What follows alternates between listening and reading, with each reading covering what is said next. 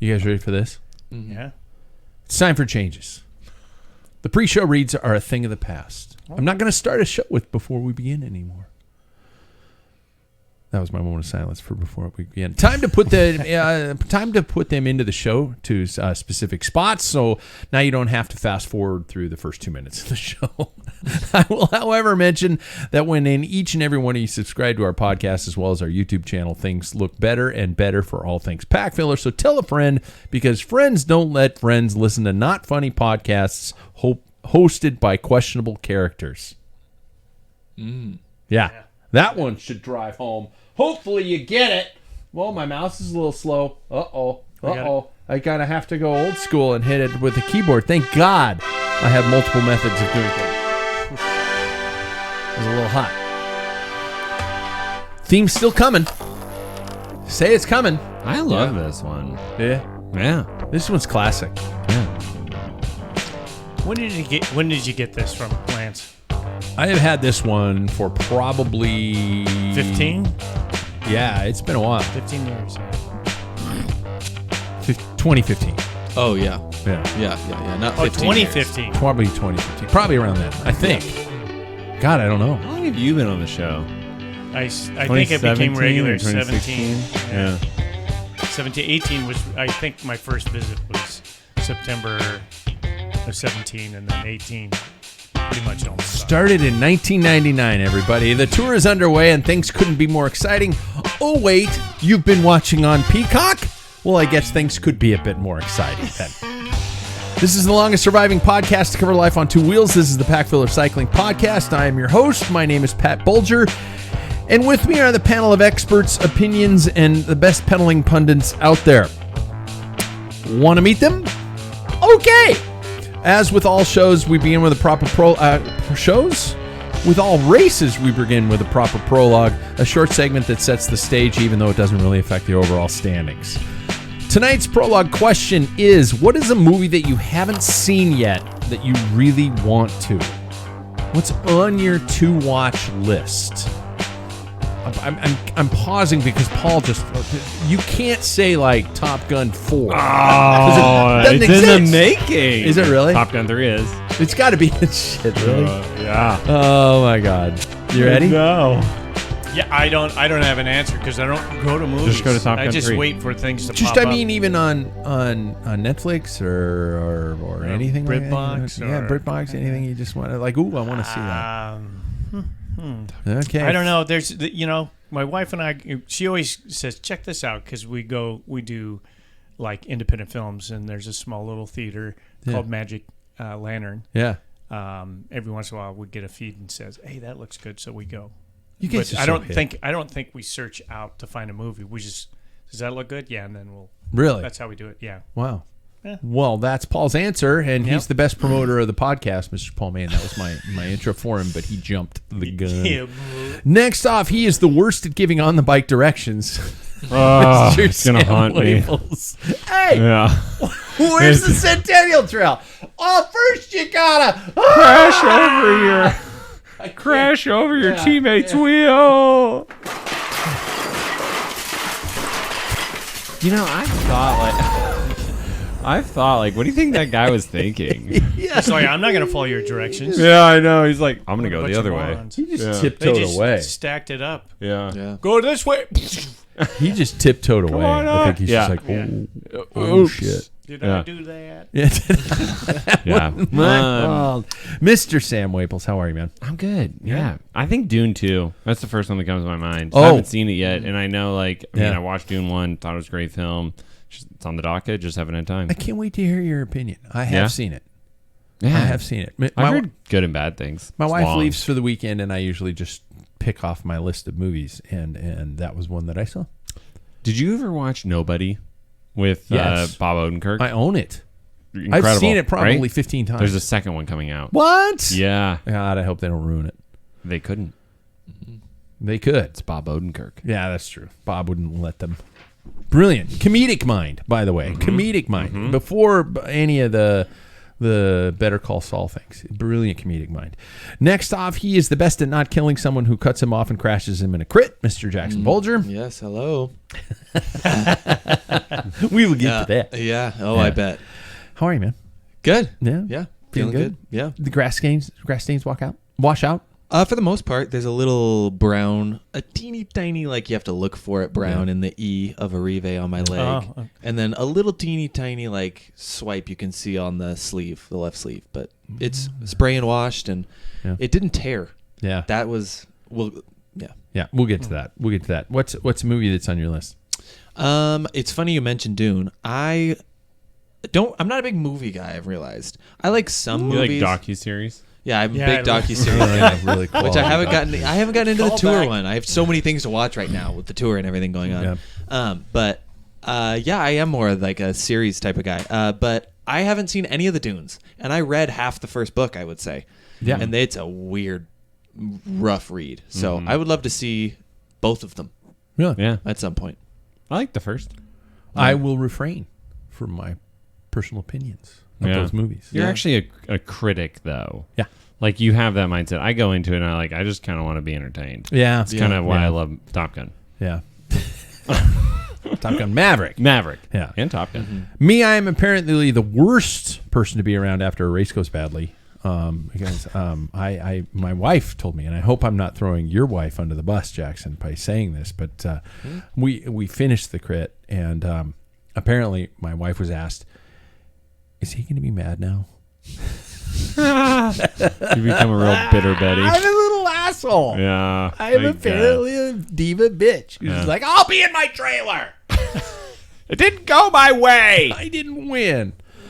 I am Pat Bulger. I want to see Alex Garland's Civil War, the A24 movie that is like a modernized Civil War, like it happens today or very shortly in the future. So I think that'd be a good one. I've been watching a lot of the A24 movies. I just watched Pearl the other day, which is a very interesting yet mildly disturbing movie. I don't know if you guys have seen any of the ones. Hereditary, don't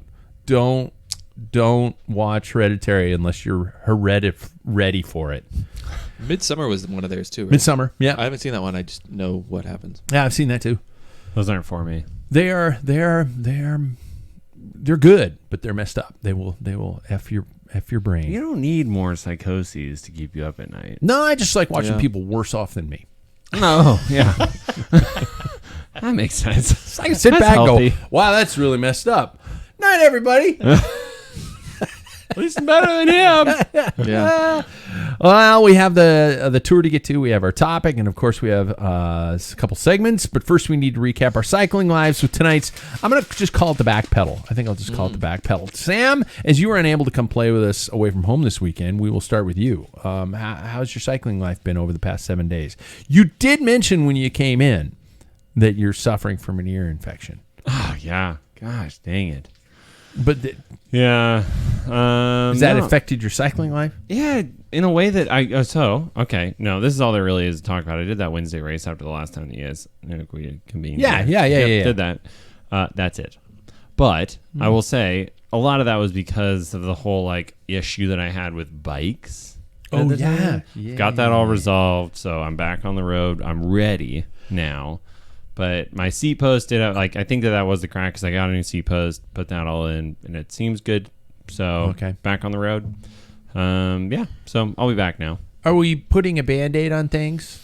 On my butt. Yeah. No, I mean on your bike. Oh. Metaphorically Yeah. speaking. I understand there's probably a Band-Aid on your butt. Yeah. but So that's still there. Okay. No, but I would say I'm still in the market for a new bike. Yeah. But hopefully, I just don't want to be pressured into you need to get a bike right now because I don't want to miss out on the summer season, riding with you guys and stuff. Yeah. So that's why I was kind of that's okay. Shit. Yeah. Yeah. You don't mind? You can skip it. Yeah. Oh man, I'm gonna rip your legs off. There it is. There Doesn't it is. take much. I'm Yeah. 61. I know. I'll come back and pour some Pedialyte in your bottle for you.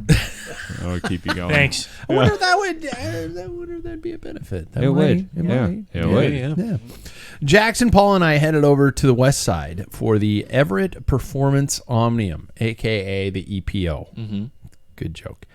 For those of you unaware, think of it as Paul said it great, it's like a Northwest version of Tulsa Tough. 3 races over one weekend, all Omnium style. There were 3? There were Yeah. 3 for the 1s, 2s pros. Mm-hmm. Yeah, there was And a Friday Friday. night. I did not do the 3. Yeah. There was a Friday night, there was a Saturday, and there was a Sunday. And so there was 2 for the rest of us mortals. Yeah. God He- dang he's it. hating I'm it. so mad that I wasn't there. Yeah. Yeah. I don't, you know what? Okay. Go All on. located in various locations in and around the city of Everett, Washington. Saturday's race also served as the district championships for seniors and masters. So we all went there with, sunshine, hopes. rainbows, and unicorns in our eyes, and went home with lumps of coal and grass stains. Before we get into the racing, I would like to discuss the event, the promotion, and the overall feel of the weekend. I think that's something we could do on the show. When we go to a race and experience it and provide that feedback and things like that. So, of the 3 of us who were there, Sam, you can just go take a piss or whatever you want. Let's talk about the courses, the locations, and the quality of the roads. What did you guys, from the experiences of where we were, what we were doing? Now, I will confess that Paul and I, how do I want to put this? Bailed? On Sunday's race. So I'll comment on that one. Yeah. I did walk Sunday's course. I didn't race Sunday just because I really don't have an excuse. You're I was just butthurt. being I was just being a little Bitter bitch. Betty. Yeah, I was a little whiny little punk. a little pab. And then as I I don't even know what that means, but as I watched the race, I got more and more upset with myself, which I think is a good thing in the long run, because that means the demons haven't gone away, and I need to do more of that. But so the courses, the locations, the quality of the roads. We were not able to witness Friday's race. From what I've seen online, it looked like it was more of a downtown location, and it looked like it was very kind of Pretty cool. yeah, very inside the heart of the community kind of a thing. That twilight feel to it. The last races were pretty late into the evening. So that just looked like it was a freaking party, and I kind of wish we could have been a part of that. But Saturday, which was the official district championships for us, I'll let somebody jump in before I just start to explain my life away. Really cool location. It was Beautiful homes. Yeah. Holy. really nice good neighborhood. God, yeah. It was, I would say, was that Seaside? Or was that where we were? Yeah, it was pretty. It was very just close. up the hill from it. Yeah, very close to the ocean. You could just see it from the park we were kind of, that main drag was on. And it had, it was a pretty fast race, first of all. The course was not very long. Four corner. Yeah, 4 corner with a ripping downhill. And at the bottom of that, you would hit full speed, is a pretty tight corner. And the road gets small at the corner, and then it kind of widens as you go up this little kicker. It was fun. It was a little bit freaky at some points because I hit 45 miles an hour going down that hill. Did you really? Yeah. And it was, I thought the location was really cool. The course was challenging. It shredded every race. It did. There were very few that weren't won on a breakaway. There wasn't any, I don't think. Really? Yeah, I didn't see how the 1-2 Pro 1-2s, but Yeah. everything that we watched, and I think that was up Yeah. after your race. So, Small breaks, anyway. like 2, 3. Yeah, I mean, that's because the 4 corners were riders. so Yeah. technical. Yeah. Not so technical, but that created. Yeah, there was a technical corner. Yeah, one was really technical. Yeah. It was cool, though, that they had food trucks present. This one, I will also say, felt very professional. Yeah, absolutely. As along with the next days, but we're not Hard onto that hard yet. fencing in the finish stretch. You know, it wasn't just Orange tape flapping in the wind. Yeah, exactly. Yeah. Hard fencing along the final stretch, and with the little feet that stick out. Yeah, Yeah. but they were low. up on the, they were ground level. Yeah, And no, were they on were the- up on the curb, so Yeah. it wasn't on part of the course. Oh. No, I mean the That's feet didn't awesome. stick out. Yeah. They were kind of on. They were along the ground. They're Yeah, they were 90 flat. They're parallel to the ground. So Yeah. yeah, it was good there.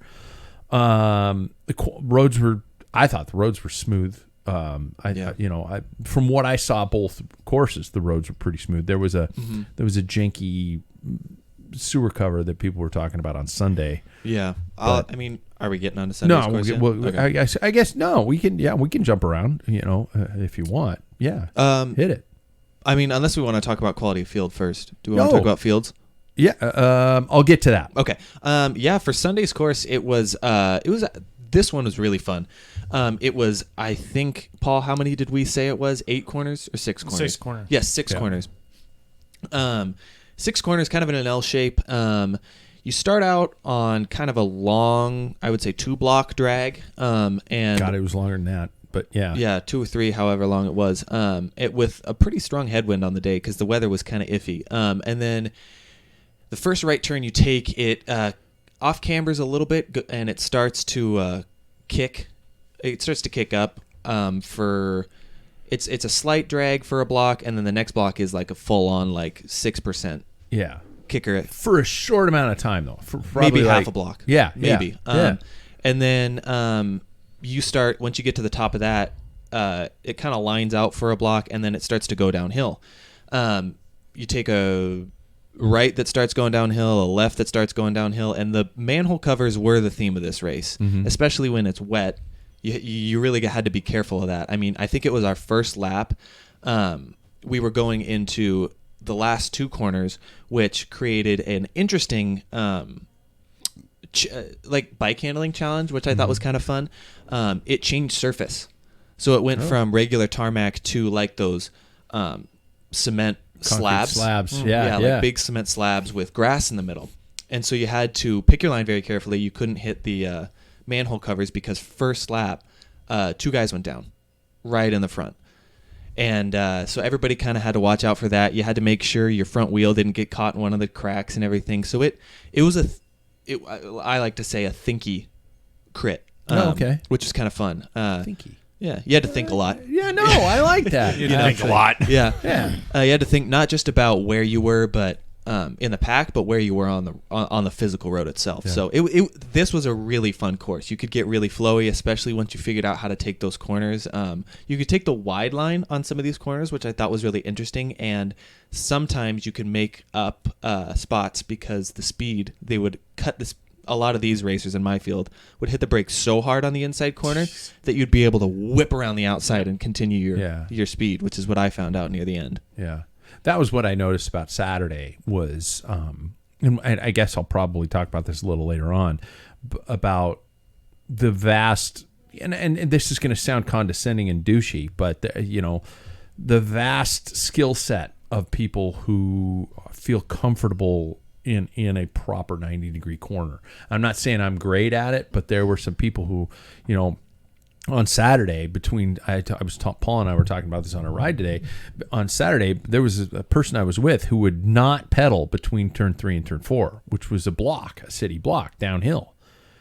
And so I'd start to go around this person, and then I'd get almost past them right by the time we hit the corner. So I'd almost be riding them out wide into the corner, but it's like, come on, man, let's go, but anyway, yeah, we can bitch our way to the end of the world.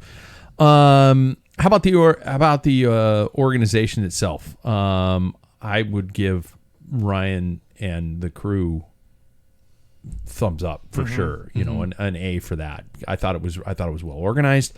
There were USA. Phil Miller was there. I mean, Phil's a legend, man. And Phil's been doing this for, almost as long as. I think the wheel was invented and Phil got his license. So the dude's just been doing it forever, and he knows his shit. And I thought it was a well run, well done event. Jackson had a short row with the timing guy. He accused him of being nefarious. Oh yeah,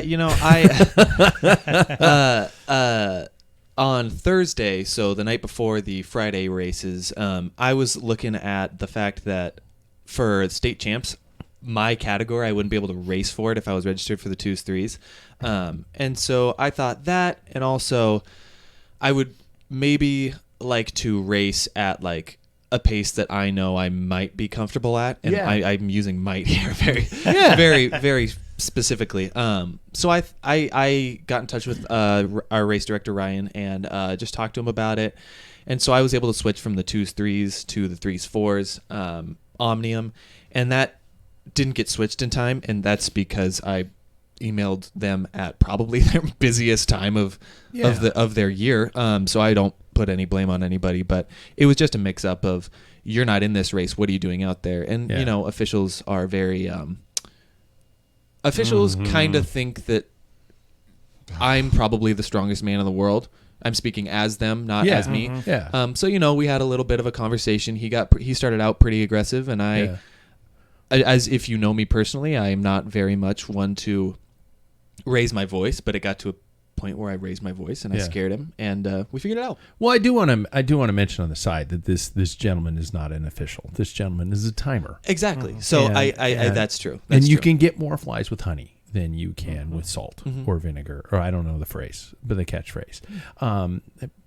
But we had my word of advice to this gentleman is, and I understand, I have been on the back end, I have been on that side, and I have a tendency to, when people come up to me and start giving me shit, to just immediately flow them shit back. It is sometimes far easier to just go up on a little bit more soft edge of things. And, you know, this person, I think, stares at a lot of computer screens all the time.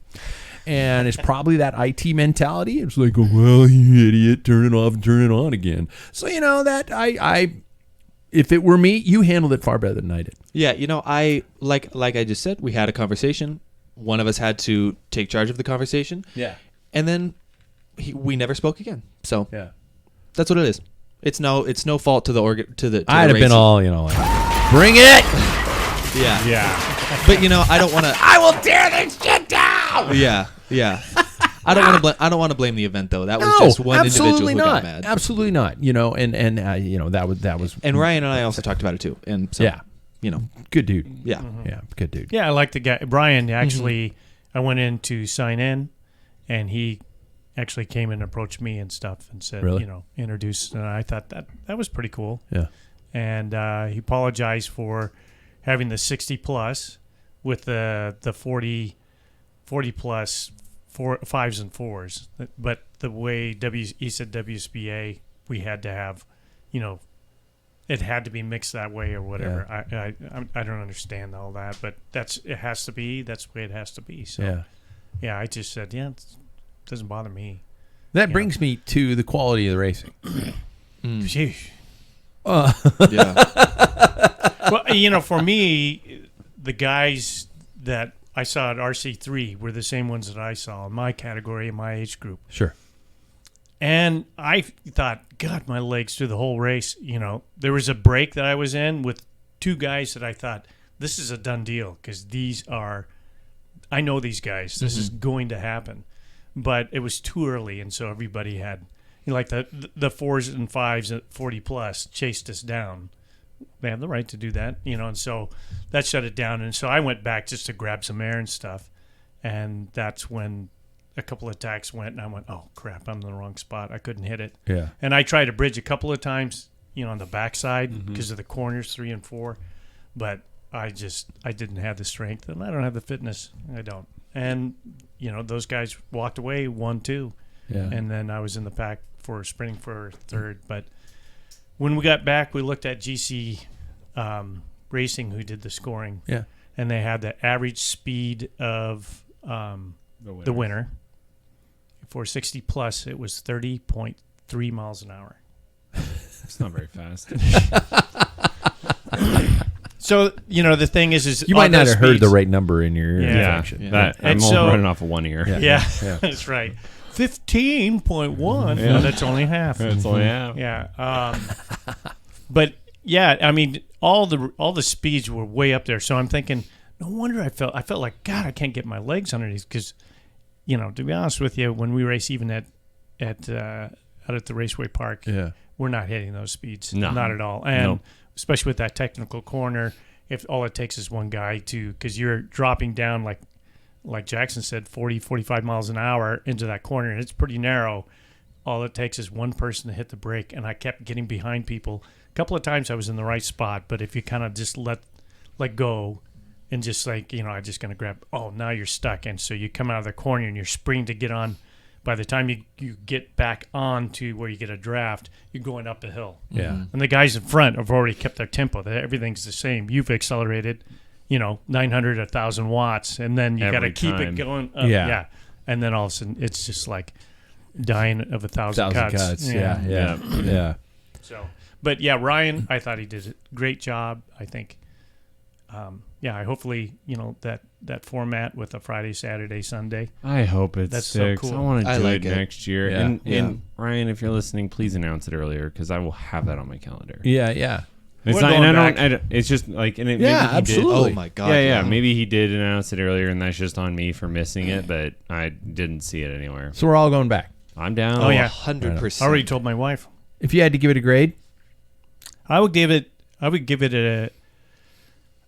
I mean, I don't have any complaints. I'd just give it an A. I would too. Just Yeah. because of you do have some issues with dealing with Yeah. like 60. If it was just 60 plus, there would only be 13 of us out there. So Yeah. I don't mind having a bigger group, and it does add strange dynamics.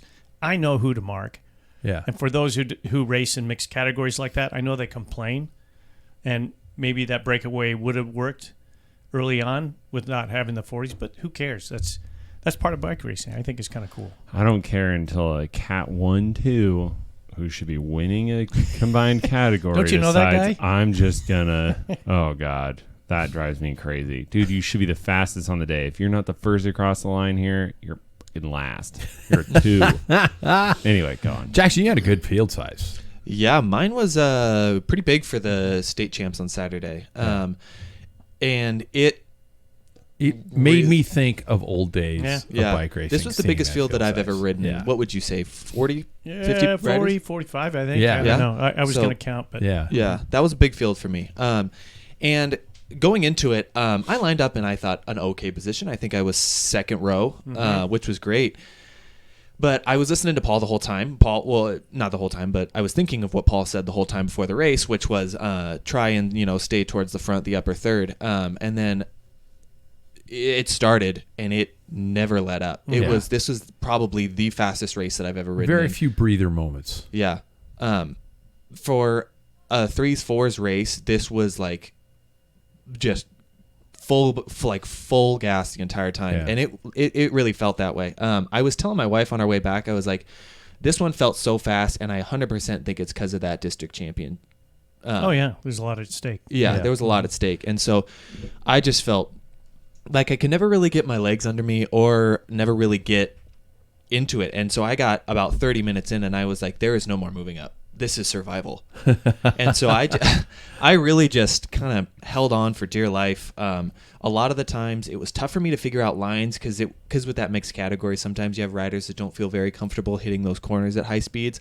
And I felt that there were a lot of braking into certain corners or during the corners, which is tough. But I was really proud of myself that I finished with the pack. I got 19th, and I had looked at the entire finishing list, and there was genuinely a second page of our finishers that were DNFs. Yeah. Yeah. That many, like They were a whole pulled in. page were given to the people who were pulled out of the race. So I felt very proud of myself that I finished in the top 20. yeah. That was a big challenge. Honestly, like one of the fastest and hardest races I've ever Add participated another in. notch to the belt. Yeah. Yeah. What do you guys equate to the Zwift effect? We've got a lot of incredibly strong people out there. I think and this is crits gonna, are. yeah, and this is going to sound like an elitist douchebag thing to say, but you've got a lot of people, and Paul and I were talking about this again on the ride today, that you've got people who rise quickly because they spend a lot of time on Zwift, or that's where they found cycling was on Zwift, and they can massively crank out the watts, but they don't have the wherewithal, the ins and outs, the proper braking, the cornering techniques and things like that. Is that just going to be a part of the sport from here on out? It's funny because my wife and I were really talking about this a lot yesterday. She goes, because I will get on to this, the reason why this came up a little bit later when we talk about Sunday's race. But she goes, so as a junior, how do you practice for this thing, for these type of things? And I was like, that's such an interesting question. Yeah. Because how do you practice to hit a corner at 45 miles an hour? You just kind of race Yeah. to practice it. So it's one of those things where it's like, to get into it, you have to just do these things. Yeah. Which is such a difficult path because it's so different from every other sport. You don't just go out there and, for instance, in soccer, you don't go out there and practice a corner in cycling. Yeah. You don't have that type of situations. You have to do training races, which is really kind of a weird concept, I find. And that's what I think put the three of us on our heels when we went over there, because we've been racing per se, yeah. but crit racing is a different beast. 90-degree corners, just accelerating out of 90-degree corners, pack mentality and moving up and in and out is different compared when you're comparing a 4-corner, 30-mile-an-hour crit to a circuit race, which is what our weekly race is. We do have some corners where you have to, heaven forbid, maybe think about not pedaling. And I'm not bashing what we do here in town, but actual 4-corner criterium racing is such a different beast altogether. And I noticed it immediately. I mean, that we were the three of us were all caught back going, oh man, these people have been going hard and fast for a long time. This year. Yes, I will say I agree until I want to make the segue to the next day. Do it. So, the next day was a interesting one because it started to rain a little bit earlier in the day, and so I was very on the idea of I'm a little bit nervous because I don't want to crash. Funnily enough, crazy stuff happened. Yeah. So this one I just wanted to put the first day behind me because I was like, I'm super happy that I even participated and stayed and didn't get pulled out. So I was just like, super job on that. It's such a Eeyore thing. Thanks for having me. Well, I was really, I was genuinely really proud of that because that was such a that was a hard race. It was fast. But on Sunday, I was just, I think I was in a different mentality of like, I just want to compete for this one. Yeah. And it was a bit of a smaller pack on Sunday. And we start out and it looked like you guys had in the 30s. Yeah, which was honestly a great size. We started out and it was fast, but it wasn't quite as fast. I think we had to focus a little bit more on where to turn, how to take each line. And as the race went on, I started to feel really comfortable, honestly. I really felt like that first day really like kind of numbed my nerves a little bit of like, am I freaked out of taking a corner at full speed?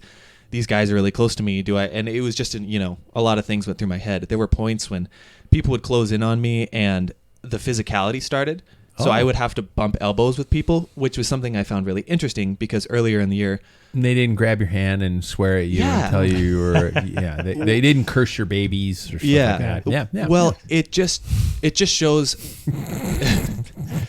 it just shows the comfort level. This is normal. Yeah, exactly. Yeah. This is what's normal. Like you're bumping up against people and it's like, don't ever touch me again. again. Yeah, instead of that. Yeah. Because I bumped up with two guys who started to kind of close in on me and I stuck both elbows out. And one guy, we both put our elbows out, we felt the tension in our arms, and then we let off. Yeah. And we didn't say a thing. Which is how you're supposed to do it. Exactly. And then another guy was like, oh, you're throwing elbows, huh? And I was like, okay, just relax, dude. Yeah. But I talked to the other guy. I was like, you good? He's like, yes. You don't want to see me throw elbows. I will throw an elbow up your asshole. But that shit happens in racing.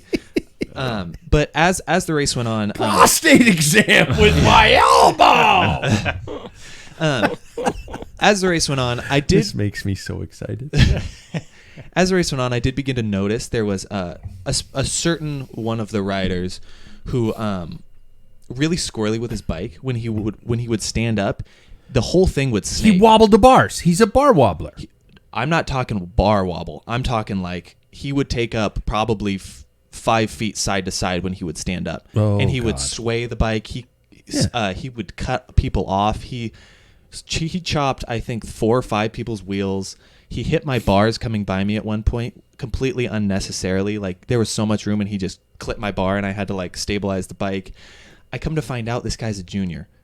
So, yeah. And he got second place on Saturday. Did in he? your group. Yeah. So He's the one we were talking about. Yeah. No, different kid. Different Really? guy. Was it? Oh, totally Yeah. different guy. 100% junior different guy. also. Yeah, no. Yeah. 1,000% different dude. And- yeah, this guy. Oh, yeah, blah, blah, blah. I had a couple of moments where I was like, "Whoa, buddy!" I even was like, "Holy shit!" Because there were some points he would come by me, and I was like, "You're gonna crash a lot of us out, buddy." Yeah. Comes into last lap, and I am like in the zone. I was top. I was fifth or sixth. I You think. were right in there going into that Yeah, last lap. I was fifth Yeah. or sixth, and we take corner one, and I am just ripping it, and I like take that corner perfectly. I get back up to where I was supposed to be, and we're going up the climb, and I actually start making up even more places into like third or maybe even fourth, and this junior decides to take a very irresponsible line, and he cuts up the inside and hits the manhole cover and goes wide, so wide to where he almost hits my front tire, and I hit a curb and I try to keep it up, but I in that moment have to make the decision: am I going to take myself out or the whole field out? Whole Yeah. field. Yeah, take the whole field, Sweep screw 'em 'em. all. Burn them all. Yeah, Easy. he took such a dangerous line at such a different speed than the rest of the pack, and to come that wide and that fast, it was just like you're gonna cause some real damage. Yeah. I'm happy it was only me, because and even like old soccer mind kicked in, because I knew how to. It was grass where I fell, and so nothing got hurt. I scraped a little bit of the front wheel, and that was it. But I knew how to slide. I like kind of held my elbow out. I didn't hit my head. So it was honestly best case scenario for how a crash would have went. My knee kind of hurts now, and I like feel it in my shoulder and my hip. But Ryan did mention that he's going to go to that individual house and thank them for the lush thickness of their parking grass. Yeah, it was honestly, it was perfect. And I got up. A guy behind me was like, "You good?" I was like, "Yeah, I'm finishing this damn thing." And so I went through. I finished the whole race. I did not want a DNF. And then I finished. I was kind of mad. I started swearing. You were there for it, Dad. It was very. It wasn't swearing. You were proud. But I wanted to mention that I found People in Renton, 80 miles away, weren't going, Jesus, who's swearing so much? Yeah. Yeah. But one thing I did want to mention, which Not my son. Not Yeah. your son. Yeah. one thing I did want to mention, which made me kind of recognize that said individual understood what they did, was they didn't take a lap of the course. They went right to their van, got dressed, and they were out of there. I was I'm not watching kidding. that in van. 30 minutes. I was watching that vehicle. Yes. And this person, changed in the car, came out once, got in the car, they drove away. Yes. So they did not even think to go anywhere But with else. that being said, I hope there were enough people who had mentioned this rider because, yes, emotions get high. People don't become better cyclists unless they Get yelled at. And yes and no. Yes and no. I believe it. You know Yeah, what? yell at I'm him. sorry. We get I yell at him. we got to get to the point in the world where it's okay to call somebody out on their flaws and their mistakes. Yeah. Everybody's just like, "Oh, quit being so mad. Don't mansplain to me." I'm like, "Dude, you fucked up. Can I talk to you about how you fucked up?" And we have to be able to go back to that. Everybody's not a golden little rainbow, an individual snowflake and sunshine. It's we all make mistakes. I have made mistakes. Everybody's made mistakes. You need to find out how to learn from said mistakes. You don't get in your car and drive away. I hope that this person had somebody speak to them and say, "You got to work on You controlling yourself." Insignificant little shit. Yes, yeah. Yeah, exactly. But I hope there was that opportunity for this rider to learn. Yeah. Because I've seen when I talk about the bar weavers, the people who sprint like that, and they're doing that, and they're adding 1K to every 1K they cover because they're swerving so much. That is an over enthusiastic person who thinks it looks cool, whereas they're wasting energy. Yeah. Propelling themselves forward. That is a surefire sign to try to find somebody. I hope there's somebody in this person's life who's telling them, you got to tweak this. You got to adjust this. You got to not do this. You got to, because You could cause some real harm. somebody's going to get hurt. Yeah. Yeah. Somebody could have gotten hurt. Yeah. If it wasn't for grass, I would have been Yeah. probably pretty hurt. Yeah. Um, And skin suits are expensive. Yeah. But I did want to say something that was really cool from both races was at no point did anybody look at each other and just like size each other up and go, you suck, I'm better than you. Yeah. You could tell there was very much mutual respect. Like everybody. That's cool. Nobody at any point thought that somebody was better than the other person. Like if anybody made a move, they followed it hard. Yeah. So I felt like, especially that second day, that I really like belonged in that pack. And that was something Dude, that that's was great to super hear. cool. That is great to hear. A short recap of my weekend. I don't felt like I belong. Let's move to the next phase. We might not have local races for a while, but we have a brilliant Tour de France underway with 4 lead changes in 4 stages. 4 lead changes in 4 stages, and some surefire drama unfolding. So tonight's tour coverage. Oh, I got to do this now. Oh, that's great. Bonjour. A baguette. I can't say big Pierre Baguette. My Pierre Baguette. Apparently, my French is not that good. I've been told that my French needs work. My French needs work. Tonight's tour coverage is brought to us by our support from our friends at Scratch Labs. Fuel, hydration, flavor, and so much more. Summer is here, and plain water ain't going to cut it, boys and girls. You should be hydrating properly with the great products that Scratch has invented, tested, and proven on the roads and trails. Use our link today. Get on the Scratch train. So after 4 stages... Did you guys not know? Spoiler alert, Tadej Pogacar has not only thrown down the gauntlet, but has come prepared to double his way to the history books. I'm sure we all have him as a winner. We all have him as one of our picks, right? Mm-hmm. So in other words, those points are all going to be negated. But what are your thoughts on who can challenge? Especially after what we saw today. We saw an incredible attack on the Galibier with an incredible team performance by UAE. And then... who did we see that was chasing? Who did we see that you think maybe there's a chance? Or is this all a matter of who's going to be on the second and third step of the podium? Are we thinking that already? I mean, I think we thought that before. Last Like year. before it even started. We did Yeah. last Like, year it with Toddy when he was in yellow. We thought it was, like he's not going to get caught. Yeah, So in other words, yeah. it You could never get know. caught. Yeah. Yeah, I don't know. I really think that Jonas is the only one that is like even capable of putting up a fight. But I just think that it's the same thing that we were talking about before. He's coming off an injury, and that tube of toothpaste is going to wear out by the later stages. You think he's so? I mean, you have to admit he has been doing a good job on these first 4 stages. Mm-hmm. He has been doing a good job considering everything he has been there. But I think that is going to fade. So, Anybody else? It's hard to say right now because we have seen this happen a lot in the past 2 tours where Tadej takes it early and then Jonas waits for those long, really long climbs. Yeah. And that's where he can kind of take advantage. But I think we might see a different version of Tadej than we've seen for a while. I think he's a little bit more conservative in certain areas. I think that his team, like the team performance, I remember I was watching today and I was like, wow. Ayuso got third on the stage Yeah. after busting his balls to get. that team is going so fast. Yeah. Yeah. And the fact that, I mean, Sivakov was up there, great signing. Yeah. Phenomenal signing. But then behind Sivakov is Juan Ayuso, Adam Yates, and Joao Almeida. Yeah. The fact that all of those riders are still there to support him, and we saw that... All our team leaders. Yeah, all team leaders. And then we saw that we got to a point where those 3 riders were still with Tadej, but Jonas was isolated. Yeah. And so I think that's what's really going to tell the story of this year's tour. I am happy to see that Primoz is still in the mix. I'm happy to see that Remco is still in the mix. I think that Remco is... I'm interested to see his second week. But he is really great at catching back on right now. And that TT ability is showing through. That's a great way to put it. Now, we haven't seen... Well, Carlos Rodriguez was up there for Ineos. Mm-hmm. Bernal was there for a little bit. Yeah, he got dropped. Yeah. 3/4 the way or something like that. So, okay. So are we all just...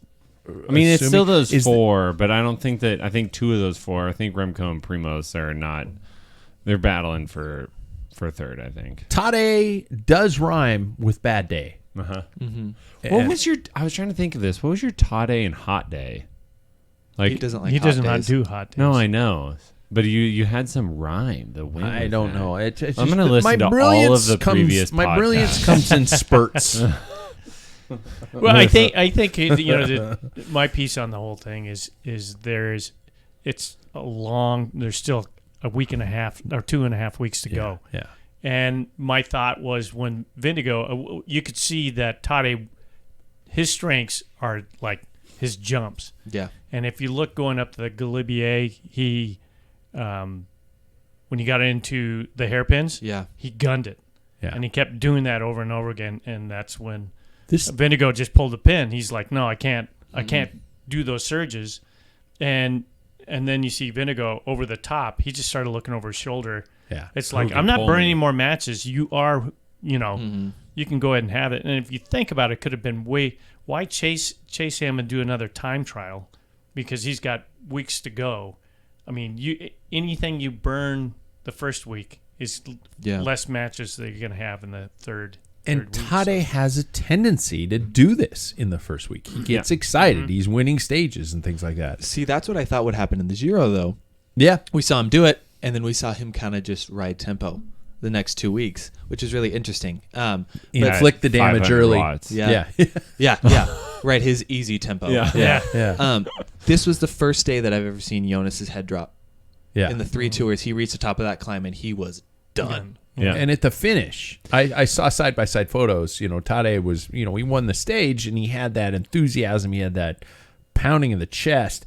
Jonas came across the line. By the way, he wasn't able to sprint even, and he looked a little defeated, which bummed me out, and it out a little bit. Yeah, and it shows the respect that Tade has for Jonas because he didn't celebrate until after he had crossed that line. Yes. My wife was even saying, "Why is he sprinting? There's no one behind him." I was like, Every second. Yes, exactly. But the difference, I would say, between previous years and this year for Tade in particular, because I do agree with you entirely that he does do this where he is really explosive, wasting a bunch of energy.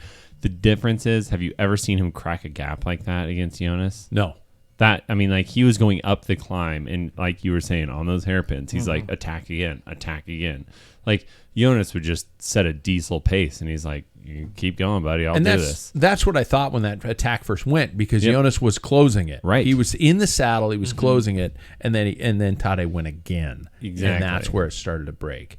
And that descent, by the way, I don't know about you guys, but I don't need coffee anymore if I can watch that descent every morning. That scared the shit out of me. I thought it was cool. Yeah. Oh, it was love to beautiful, tackle that one. but it was just, oh my God. And then you see a wet patch, you're like, oh no. Oh, okay, they're fine.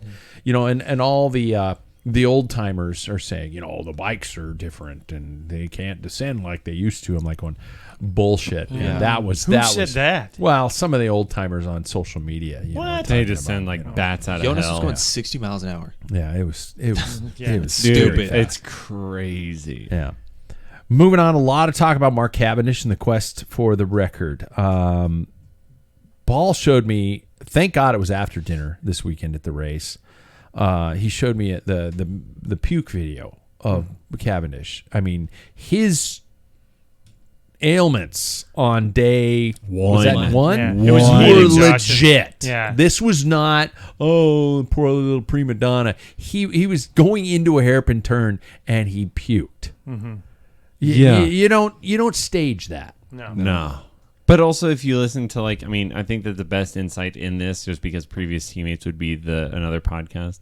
Garen Thomas. Yeah. No, Okay, God. cool. Yeah. There are other podcasts. We just don't Really? mention one of them. Yeah. So Yeah. these guys were talking about, We this don't. is not, it's not uncommon for him to have really bad days and then recover from them, right? I still do.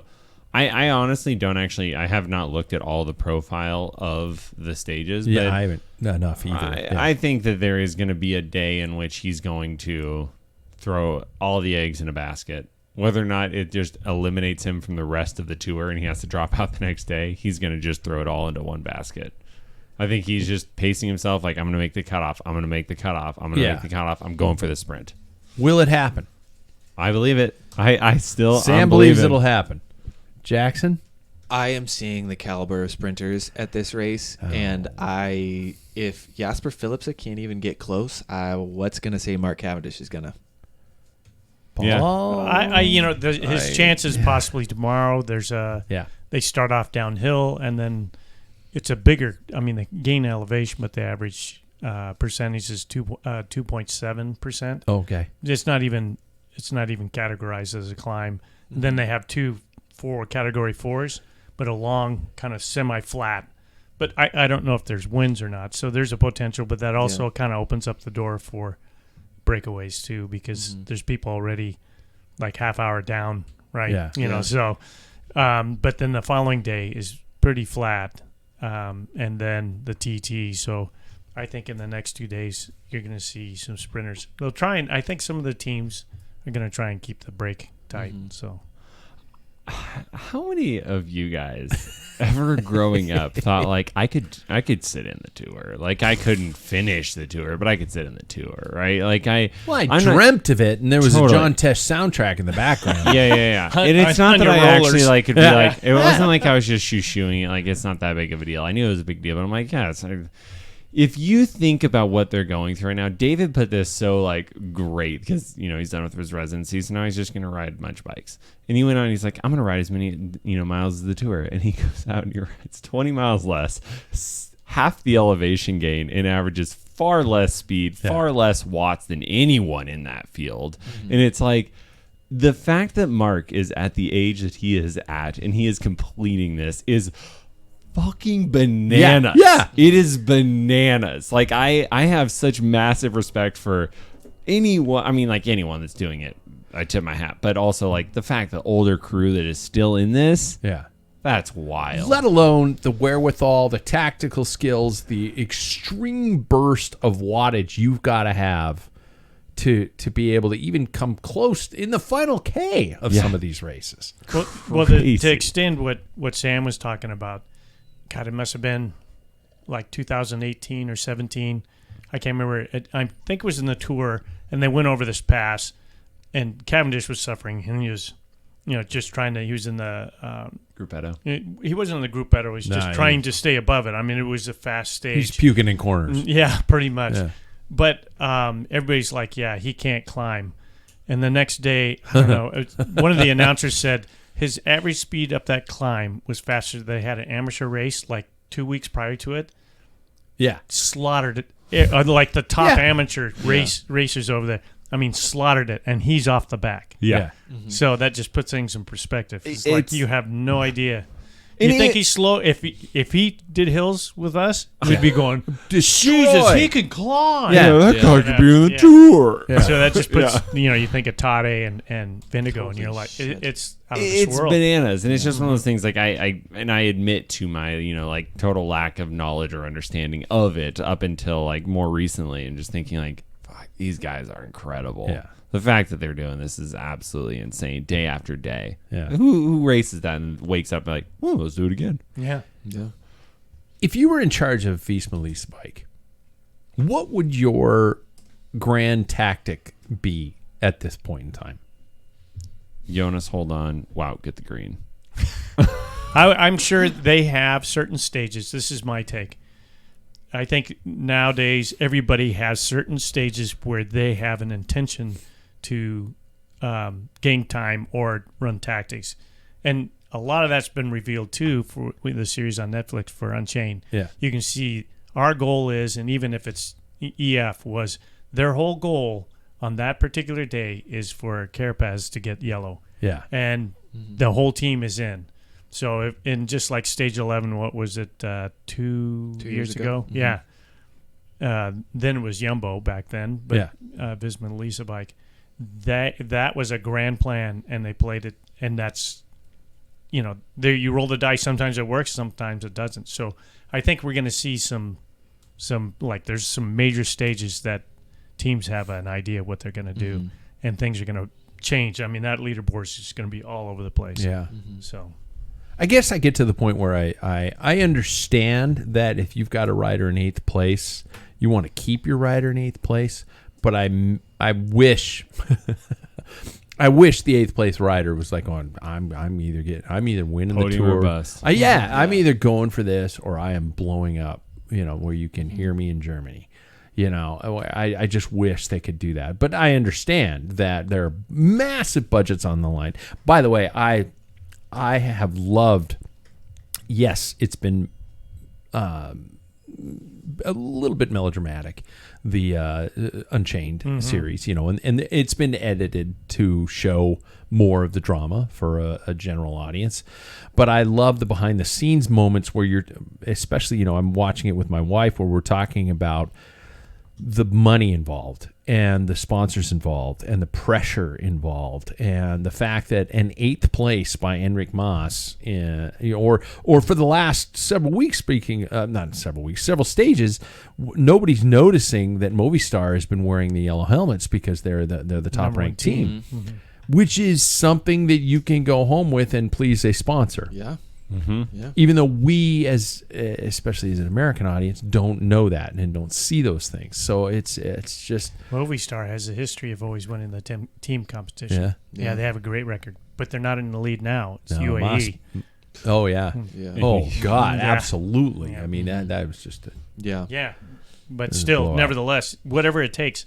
And I'm going to throw this back to multi-categories racing locally. The tours that all the time. People are like, what's Toddy letting that breaks up, like 8 minutes. Well, everybody in that break is a half hour down. yeah. Who cares? Yeah. And then there's people like, well, all that you've got a race within the race. You got sprinters sprinting for intermediate points, and that's how complicated that. It's just not. When you get somebody that's never seen the tour before, and they just think you just ride out front and win. It's so complicated, and you are dealing with. Well, let's use. I know that Appleson is going to want to get more green points, so at this section it's flat. Let's watch them. Let's use them for shelter or whatever, and maybe get a split in the crosswinds because that's what I mean. You do that even to get a GC. You're using other teams with other, goals, and so I think that's the cool thing about bike racing. And a that, lot of stories within the story. yeah, and that the average viewer doesn't necessarily know that, but that's okay. It still makes it a dynamic event to spectate. Yeah. Which kind of brings me to the coverage. Here we go. Here we go. There have been. GCN. I'm gonna start out. I'm gonna start this out by saying that there have been quite a few negative reviews on the Peacock coverage. I myself was watching the Peacock coverage this morning. I did not wake up at the crack of dawn's ass to watch it live. I turned on Peacock. I was only able to rewind so far. It only allows you maybe a third of the event to rewind, whereas it used to be start from beginning. And I don't know the technical elements behind this. So as a neutral viewer, I'm watching it gave me back at 70K to go. Great. So I'm watching it. And as I'm watching it, I'm watching Tadej on the descent. And because the live coverage ended, it kicked me out. Yep. And I was a little disappointed. Peacock did that? Yeah. What Peacock time you did that wake to me up? today. I got up today at about 7:30. It must be nice to be a teacher. It is nice being a teacher. Ask me again in November. Yeah. And so because they kicked me out, I fired up NordVPN and I put it on my phone and I logged in as a Canadian in NordVPN and I went to Flowbikes because I knew the event was over, so I wouldn't get this flash screen of, the top 3 finishers or something like that, and I could rewind almost to the entire beginning of the event because they had the Eurosport feed. Great movie. Eurovision. I haven't seen it. Really? It's a great movie. I'll put that on my list. And it is just it's a bit of a roulette when you go on to that because you're worried about seeing spoilers. Unless you're like Paul and you're waking up at 4:00 in the morning. Who are the announcers? On Peacock? No. And it's Nicholas Roach and can't remember what the other. Is it guy's Carlton name. Reed? Yeah, I think it's Carlton I think Reed. it's Carlton Reed. Oh, yeah. I think so. I could deal with. Yeah. And somebody said it really well on a social media post today where they had stated that Phil and Bob and all those guys, they've got so many people. They got TJ Van Garderen, they got Brent Bookwalter, they've got a great lineup of hosts. It's just that I don't know if the energy's not there. Phil is obsessed with TJ Van Garderen right now. He's just like, he's got a heart on for TJ and he keeps asking him questions. And I think TJ's just like going, dude, what the fuck? Yeah. And he hates Bob. It's like he just like yeah. But and I It's horrible. Phil is a legend. Phil is a fucking legend. And I fell in love with bike racing with Phil's voice as a kid. And so I don't want to go too hard. But somebody said it best where they were like, I miss the stories where Robbie McEwen's talking about a pasta bar in this specific town and this story of Tom Dumoulin taking a shit or something like that. And I think that insight is missing in the overly enthusiastic moments when Tade attacks is left into the hands of Phil, and Phil might not have the wherewithal to provide that energy. In my personal opinion, the difference that I see, and correct me if I'm wrong, between him and every other announcer on the planet is the fact that he never raced a bicycle. He was a news journalist. And a race But he promoter. was a race promoter. Promoted the milk race. Don't care. And he is it was an authentic or a hardcore cyclist. He always rode. Yeah. Still don't care. He Phil's- did not race at that level. Phil's Bob- legit. Phil knows No, his he shit. is legit. I'm not saying that he doesn't know his stuff, but he doesn't have that insider's view of this is what it's like being at that pro level. Which How is many beers what have you had? I've had enough to. Oh, like, no, because I just need to know if I can unleash on you right You now. can. I'll Okay, unleash back. Probably. because you son of a bitch. I do have not respect for my ever elders. Bash the broadcaster, the person with the broadcasting background, This feels the person who personal. knows what they're effing doing, who knows how to narrate an event, who's learned the ins and the outs, who learns how to speak and generate enthusiasm through their voice, even though they might not feeling it at that perfect fucking time. Do not bash broadcasters. I'm not. You do not have to be an ex-pro with CTE to be able to commentate on events. No, because I would agree that there are some ex-pros that are Sorry, not the what best happened? commentators. But Yes. I do believe that does add an extra element in what I want to hear about. Yeah. And filling that gap as opposed to hearing about the Chateau de la Baguette. But they have to. Like, I don't fucking care. That's Yeah, part but that's of it. That's part of it. required. I know. That's It's required. They have it's a prep. It's reading probably a that they But have what to you do. do shit. is you do that. I'm worked up right now. You do that I need prep another read. beer. You do that prep read. You do that advertising copy read that you have to do because of French tourism is a major sponsorship of all Exactly. this. You do that, but then you cut to Robbie McEwen, who provides a funny story about the last time he was there, and he and a buddy went out and had a McDonald's hamburger or something Yeah, like that. There's something there. Peeling There's that back the engaging curtain element. as Yeah. opposed to seeing these guys on a bike. And I miss Rob Hatch. Do you? The guy, the main Rob commentator Hatch is for the very good. Giro. Yeah. The guy who knows how to pronounce every. Who can do the whole damn thing by himself? He does a lot of races by himself, and you can put any word in front of him, and he can have perfect pronunciation, no matter the word. I think that's what we're missing. I think that I don't watch Peacock because I have to watch commercials. So Yeah, I that's go on another Flow thing. Bikes. It's like F you Peacock. Yeah. There are commercials. But I mean, you can pay for a better version, but I get No, but commercials. you still have to pay for commercials. Yeah, exactly. I think that Yeah, even if you yeah. unlock everything, I've done that. Mine is unlocked, and all I get is a blank screen. I get really, they Ah. cut completely. I get out. the Peacock logo, Yes. and I have to fast forward. Yeah. Interesting. Wow. Oh, And then when I watch, maybe my anger is misled. Maybe No. it shouldn't be towards Phil, and it should just be Peacock. This Yeah, is, yeah, there this you is go. broadcasting services. Yeah. Because when I watch Flow Bikes, I will say that I also am a little bored.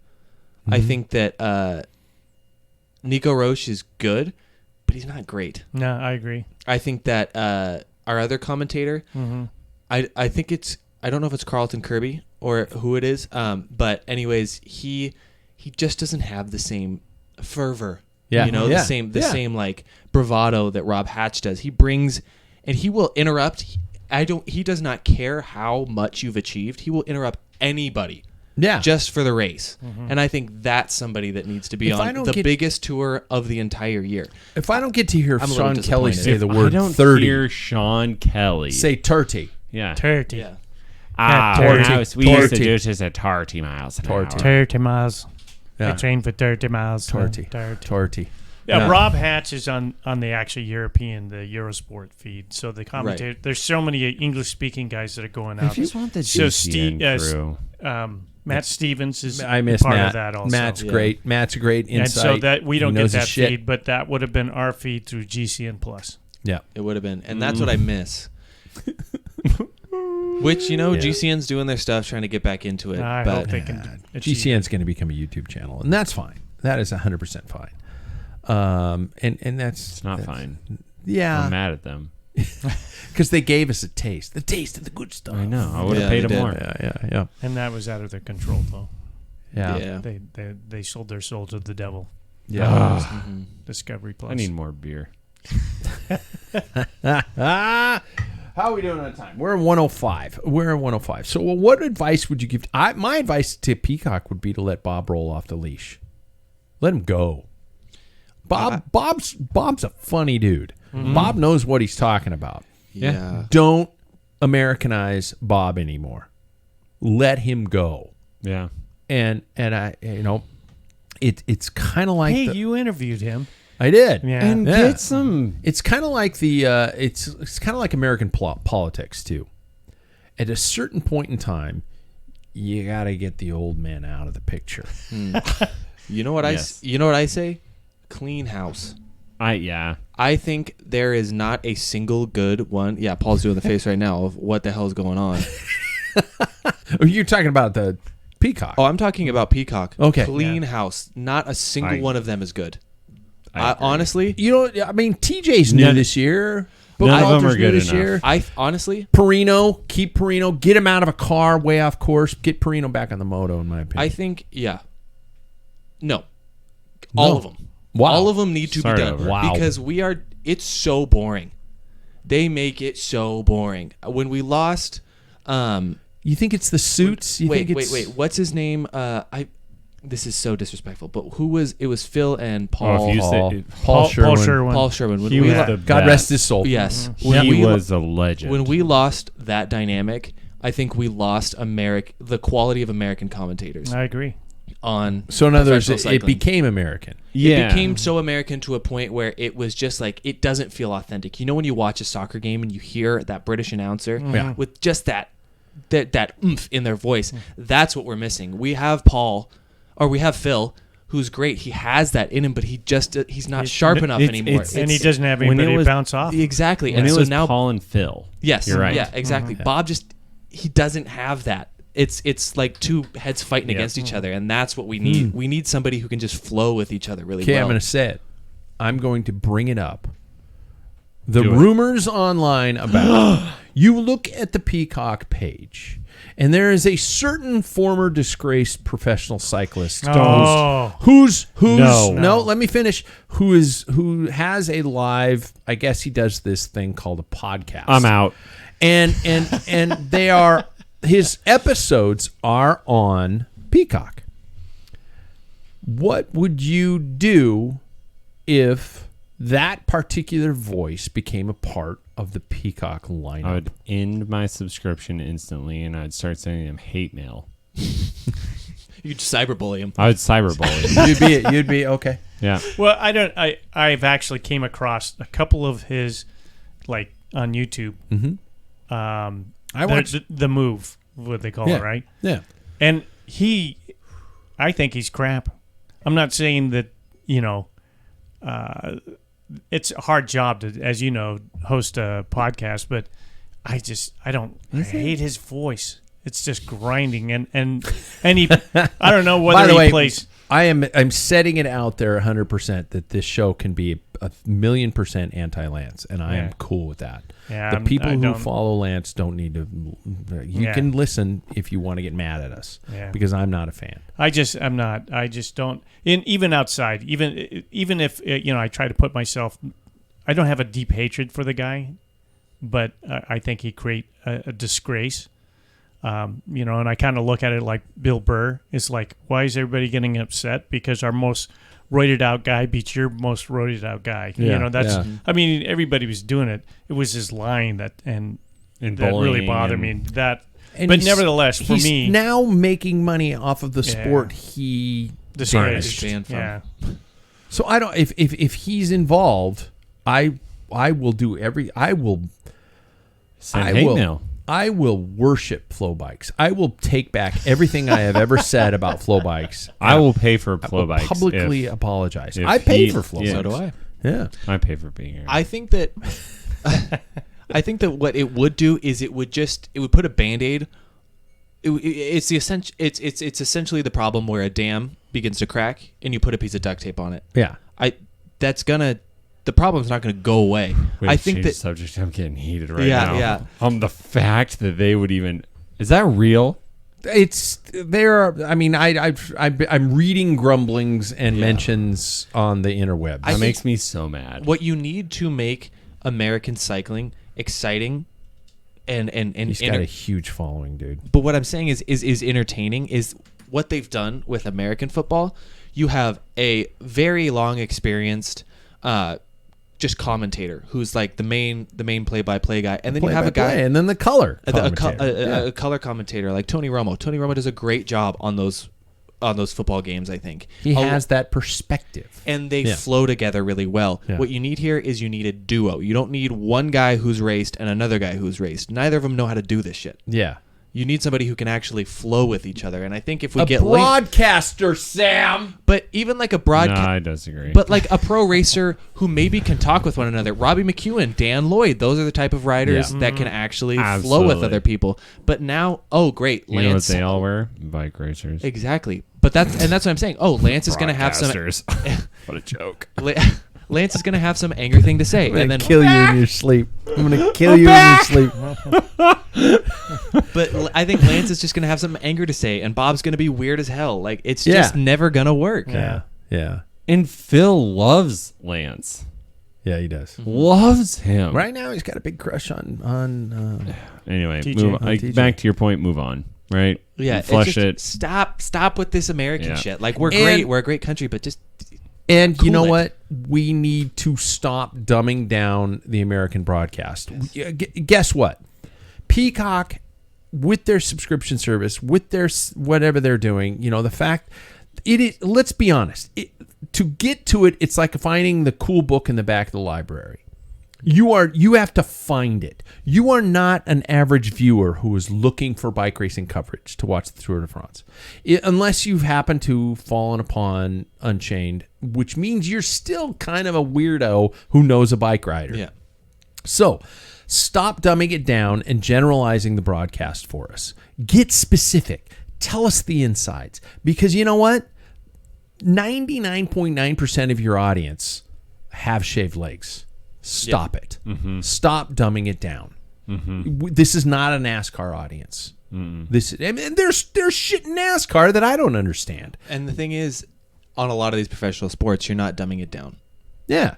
Like, Just stop commentators don't dumb it down. Yeah. So, might as well not for There's us. some dipshit who's going to mansplain the entire event to whoever's watching, and just stop it. I'm okay. Yeah. Do we all agree? It sucks ass. And tomorrow I am firing up my NordVPN. Pat, hit number You're gonna have to 5. be up before 7:30 for that. I will. Maybe. Or past 3:30. That's when I watch it. You don't see anything. Well, I work in The afternoon. mornings, and I'm a teacher. You watch it Oof. in the afternoon? I have to. Rough. I don't have time for it. Did we ruin the entire stage for you? No, I watched it before I came here. Okay, good. What a guy. Should we get to our segments? Are we Okay. at segments already? Are we Wow, at are we, like, on segments time? already? Wow. We're doing pretty well. Yeah, Almost like we're there's a pretty close. broadcaster running this. We're pretty close. Yeah, who'd have thought? Yeah, all these But he pieces. races bikes too. Yeah, See? so I'm Yeah, don't both. even put yourself in that I'm category. the best of both worlds. Well, I wouldn't go with the best. Sorry, that was too far. No. I was thinking of something better. I was going to be like, I'm the best you've got of both worlds. That's fair. It's like, settle. Yeah. It's like, sure. That's what you get. I really had a crush on this person in high school, but you know what? This person paid for my dinner. This person gave me free beer. So I'll sleep with you. Oh, that's great. Oh, okay. Let me get to where is Sam's post. Sam gets his first one. We're talking fit tips with Bike Fit Sam and Ambassador Cycling. Get fit to get fit, you guys. Get to ambassadorcycling.com today. This question comes from one of our listeners that says, and I quote, I bought a new road bike and am getting a fit done. 100% getting a fit done. This new bike is being built with the sole intention of races that consist of extra long hours in the saddle. Why? I am curious if physical therapy would be a good asset to help gain neck mobility and strength in hopes to ward off Schirmer's neck. You're going to have to help me what Schirmer's neck is. And what things could a person do to prepare for this possibility of the condition? So it's a fit question, but it's also dealing with how do I prepare myself for these inevitable strains and pains? Yeah. So Schirmer's neck is where your neck Is it the Batman neck? flexors- Yeah, It's Michael No, Keaton no, Batman it's where you this. just turn it. Oh, it's this. forward. It's all the arrow. Oh. Yeah. It's where Which we're all super many of arrow. us cyclists have. Every Okay. cyclist. And it's not uncommon because, we're bent forward on a bike and then we have to look up. And if Yeah. you're spending an extended period of time, that's what you're going to get. It's basically hypertrophy of the neck extensor muscles, which is on the back of your neck. Weakness of your cervical flexors, which is on the front of your neck. You sound so cool right now. I know a thing or two. I can pretend. Two. So that is going to be fixed. It's not going to be fixed with a bike fit because if you are doing that activity, then you are going to develop asymmetries in your body. So I would say PT would be a very smart thing to do because what I do post rides is I do it's a McKenzie protocol, and that's where you undo kind of what you have done. So cyclists notoriously get, as I already said, about in your neck, right? Tight extensors, loose flexors. That goes all the way down the body. It's tight hip flexors, it's all the way down. So you have to undo that, right? And that's more of a PT thing. Bike fit isn't going to help that, but it will help reduce that. So you're not going to make it worse. But if you have that, definitely get in so we can work on making that better before it's to a point where it's oh yeah, your joints have collapsed and we need to fuse you. The thing that I've noticed about PT is it's not they're going to fix it in the office. They're going to diagnose, they're going to stretch, they're going to loosen. Then you got to go home and do the shit. So it's a strength training. No, yeah, you nailed it. And that is absolutely what it is. We're adding to the quiver of, tools that you have for being able to take care of yourself over a long period of time, because as you continue to ride, this is always going to be an issue. What I think is daunting is you I'm going to have to do this the rest of my life. Well, kind of, but also it shouldn't be all of the time. Yeah. I mean, it should be my shoulder's a little bit flared up. I'm going to do some shoulder exercises, right?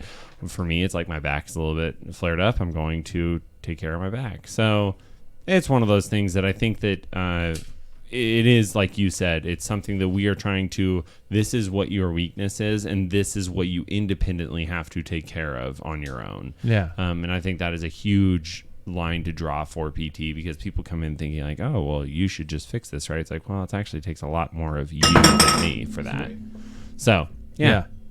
Yeah, but I mean, great question. But that neck disorder is specifically going to be more PT than bike fit. It is going. We can set you up so that you're going to reduce the risk of being further injured. But So even if the condition doesn't exist, should they PT as a precaution, Yeah. or preventative, Okay. yeah, Well. absolutely, because it's going to basically just be like you're going to do chin tucks or whatever the other exercises are that Yeah. we're going to give you to prevent like getting that. Yep. Does it happen to a lot of people when they just sleep on a weird pillow? Totally could. Yeah. I'm just asking for a friend because Yeah. this weekend I Yeah. was like, oh my God, I know Dave told me not to do the ibuprofen, but Yeah. I need some ibuprofen. Where's my 'cause bottle of I ibuprofen? slept wrong. Yeah, that will happen. I made a couple of mistakes that night too. Did you? Yeah, right in the middle of it. I wish I could have taken it back. I do. Yeah. I mean that will absolutely.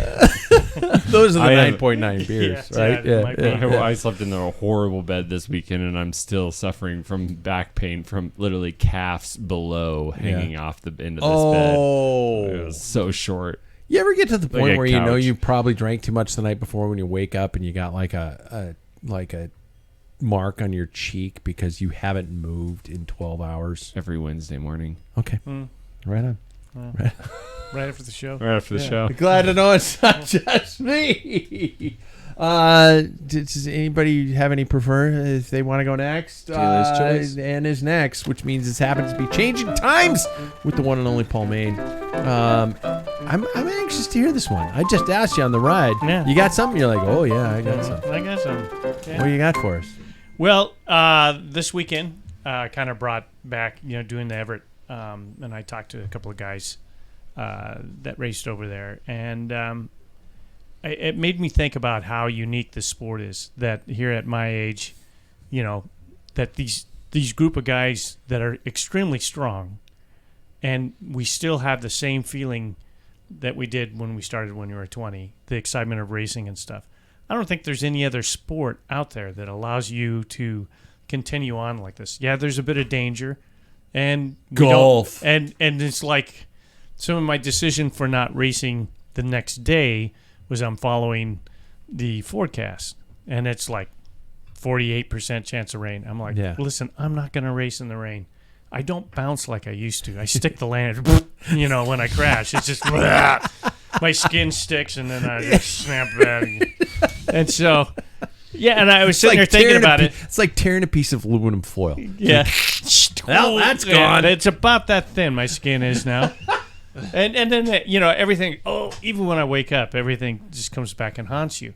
But, I think it was great. There's a guy named Ron who won our race, and he won Tour de Bloom. Drink. No. Yeah. Yeah.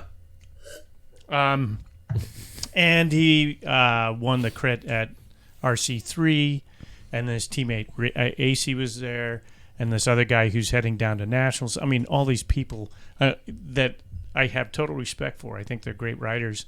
And some of my decision when I looked at the forecast and I thought, do I open up one more 9.9% beer or what? And then it says 48%. I'm like, nope, because one of the top riders in the Pacific Northwest in our age group, did Baker City in the crit. He was heading down to nationals. He's got his tickets. He's got everything. Yeah. He's doing national gravel.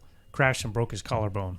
So I'm like, listen, I'm not going to slide away, and it may not even be me. this year? No, I'm not. I'm not going to do okay. it this year. No, I won't go back to Augusta, Georgia for the rest of my It's life. in Augusta again. It's in Yep. Augusta again. Yep. Dang. So, How about this side of it? but that's fine. To me, I don't mind when because to me, courses, that's why I'm looking forward to Everett next year, is that I saw that course and I saw how it's raced, and that's just one more thing you build up on, Yeah. and that confidence. And so I don't mind if Masters does that, but that was not my scene, Augusta, Georgia. I like your I've got to find just a taste of your optimistic mentality towards the sport where you're like going, okay, I saw this course. I want more. I'm coming back. Yeah. I'm doing this, man. I'm doing this. Me, I saw the course. It was horrible, and nobody should ever do this again. I'm taking my bike and throwing it in a dumpster. Well, I mean, you could take even that. I'm not this fucked up. I just want everybody to know it's a bit for the show. Totally. I can't make eye contact with any of I know guys you right can't. now. He's looking at his shoes. Yeah. Hey, but to me, that crit course was less scary than Tour de Bloom. It was very similar. Same 3 and 4 corner, except we didn't have cobblestone. Yeah. It was a little narrower, and same with Tour de Bloom. It narrows down, and you have to almost go single file through there. But you don't have a hill at the top, right? You take a turn and go up the hill like an Everett. So, I mean, just getting back to my point, I think what an unusual sport. I could do this until I'm 6 feet under. Yeah. Gosh, And until there's Stu. good representation.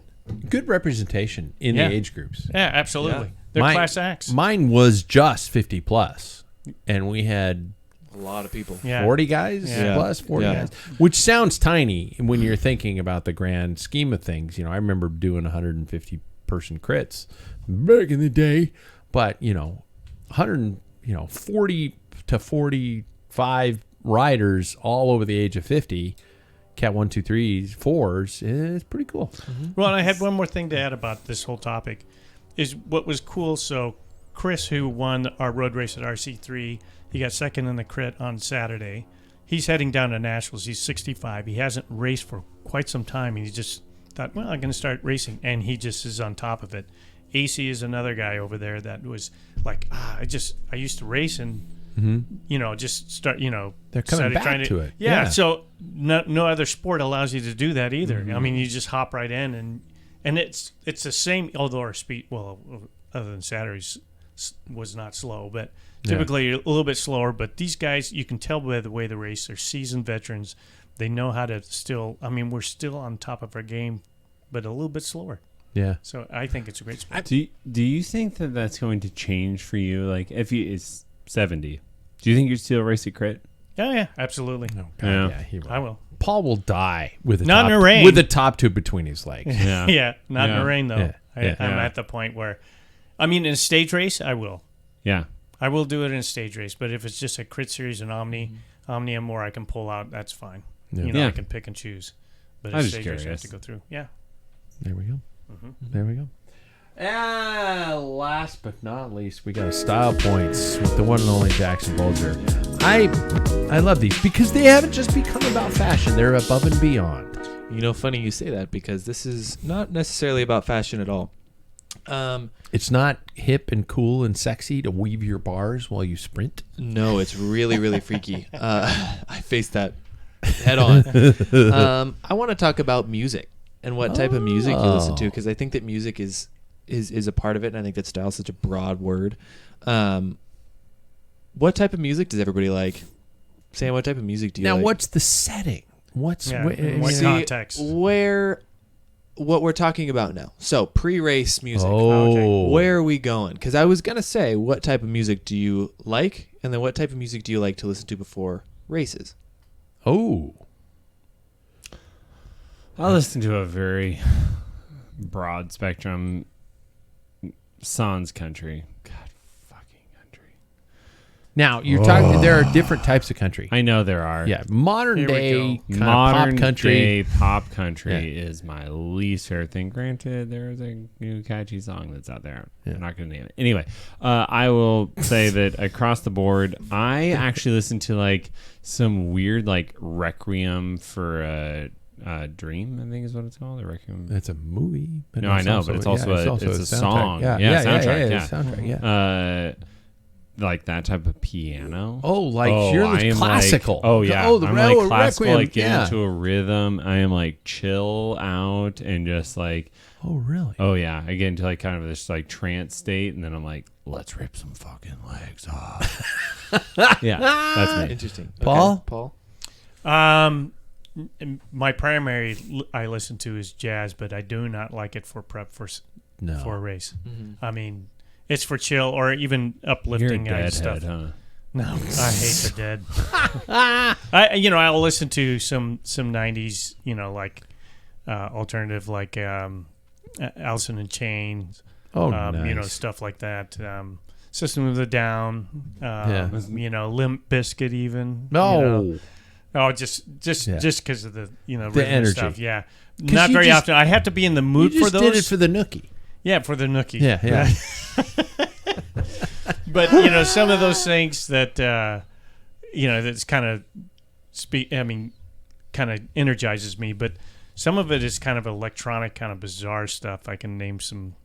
I designed this one channel. It's called Immaculate Crucifixion, and it's it's just various stuff like solar fields, and it's kind of like not really in your face. It's just kind of Trancy. No, it's not really trans. It's hard to explain, but I know Jack Broadhead knows what I'm talking about. Okay, we will get a random text about it. Yeah, exactly. I listen to anything that's a band.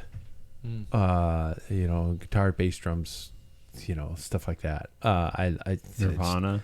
Well, sure. Everything. I listen to a lot of early alternative. I listen to my mellower stuff. I listen to I really like the Finn brothers out of Australia, and they were Crowded House. They were Split Enz, stuff like that. I like that kind of music.